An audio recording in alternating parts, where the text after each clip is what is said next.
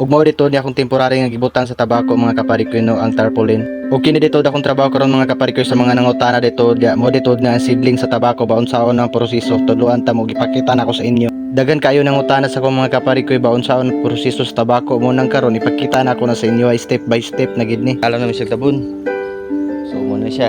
Di pangit po kay siya painitan kay nagmay pamanggod di siya pwede painitan ba. Malayos. So ito na tupan karon. Ug mo dito ni akong trabaho karon mga kaparikoy no gitupan dito na ako naglangkay dira ba kung baga lukay bitaw. Kay kadalasan diri sa mga kaparikoy ang giatop man gyud kay lukay man gyud kung baga langkay ba para bugnaw pud kayo ang tabako dira sa ilalom.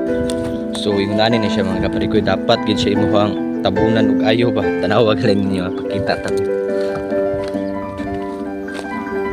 Kay di mo yung sa tabunan ko nagsamot na gagmay pa bago pang lipat nga sidling di malayos gid siya. So nani ni og sa gusto mong utana mga kaparikoy no kung sa pay proseso uban sa tabako comment down below kung sa inyong mga pangutana dira aron manotice dayon ta mo next content na ako no ug dagan king salamat sa pagsubaybay ug suporta sa akong video. I love you all mama, bye bye.